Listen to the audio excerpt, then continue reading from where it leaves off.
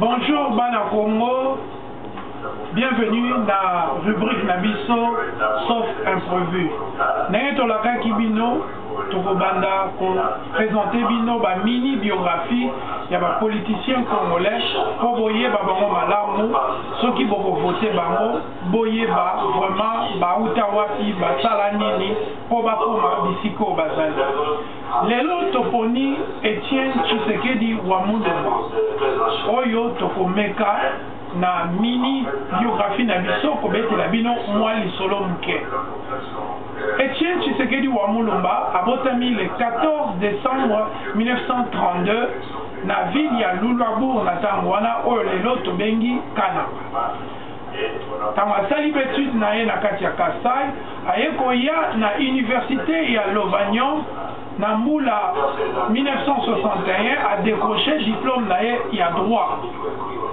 Bobenda, c'était côté wana parce que droit, toba texte, ya monde et rosala personnalité, to carrière na ye mobimba, jusque même ba différence au bazwaki yena maréchal Mobutu, ezalaki toujours likambu ya ba texte. Bozo se souvenir en septembre 1960, Mobutu asalaki premier coup d'état na ye, asalaki conseil ya ba commissaire généraux. Parmi bango azwaki Etienne Tshisekedi na wana zaki étudiant ne place ki camarade koyebana na bango na Mobutu ebandaki. En 1965, le 24 novembre, Mobutu asali coup d'état na ye aye kobengisa susu Etienne Tshisekedi Wamulumba mpona ete aya batravailler ensemble kotonga mboka. Na wana Tshisekedi amemaki sumayele na ye na rédaction ya ba constitution ya ba manifeste vencela. Mais kaka ndenge lomesano Mobutu azalaki ko respecter makambo bazalaki oyokana te. Eyaki kobeba na 1980 ntango président ya conseil législatif otobenga parlement na wana Kaluma ekokufa. Normalement selon ba texte il fallait que Etienne Tshisekedi a remplacé Mobutu abandi susu makamuna ye ya ko respecter ba texte te. Et sali que Etienne Tshisekedi na 13 parlementaires basali lettre batindeli Mobutu pona koyebisa ye mabe nyonso eza boleka lettre babengaka état de la nation koyebisa ye tala makambu ndenge mboka ezali kobeba.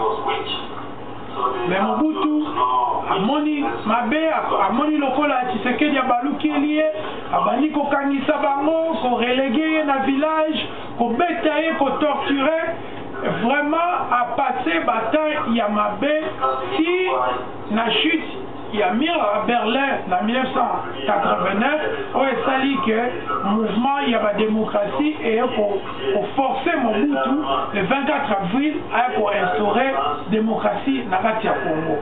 Na wana nde Tshisekedi ya kozonga makasi vraiment mingi koleka comme leader ya munene ya mboka na biso. Mais Tshisekedi batu mingi balobaka makambo na ye o Tshisekedi aza tribaliste o aza boye mais mingi wana ezali yete mais ezali perception moko erronée ya batu oyo bakanisaka bazotala makambo na musika.